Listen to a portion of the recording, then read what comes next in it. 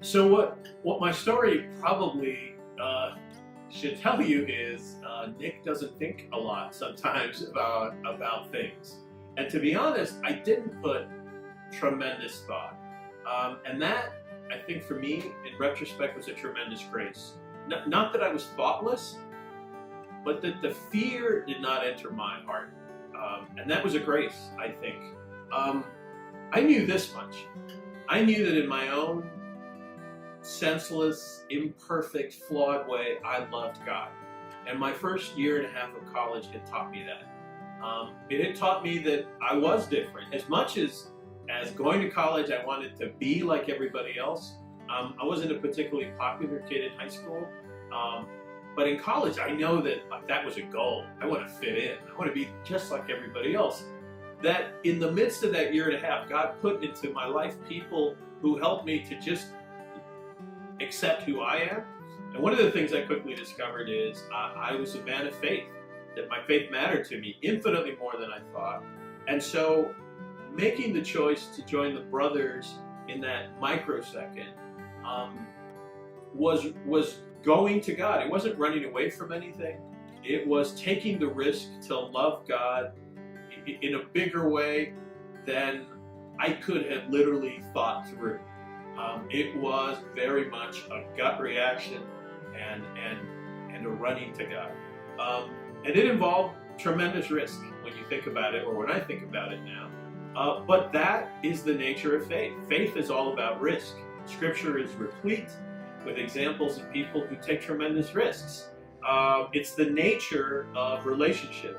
And I want you to consider, I think a temptation in the world today, and certainly a criticism of millennials, is they're averse to risk. And yet, anything worth having in life, worth being, requires great risk. To tell somebody to open yourself up and say, I love you, involves the tremendous potential of 50-50 chance they're going to reject you and not respond in love. To date someone is to risk being hurt, having your heart broken. To marry, in America today, statistically, you're more likely going to end in divorce.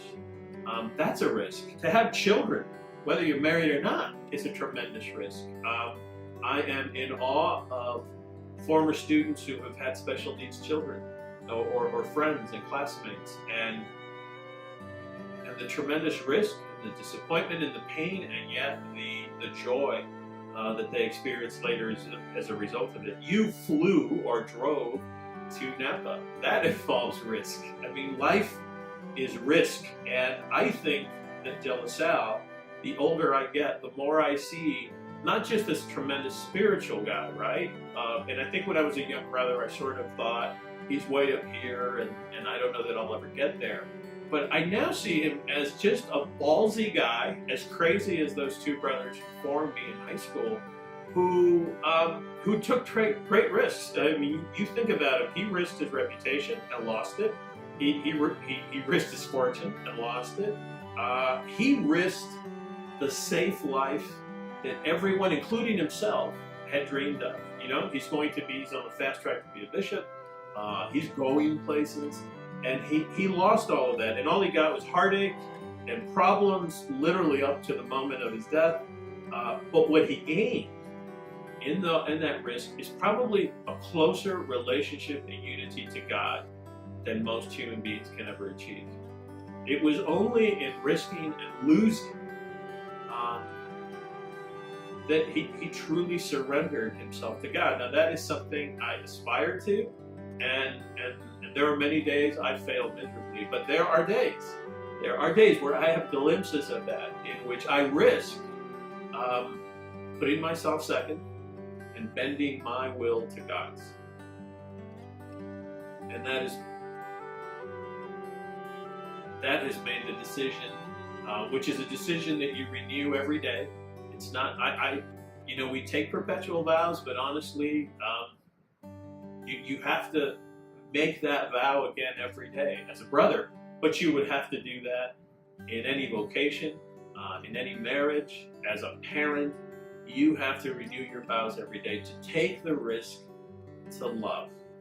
And so I thank you for your time, and thank you for being up here and making time to be different, to risk running toward God.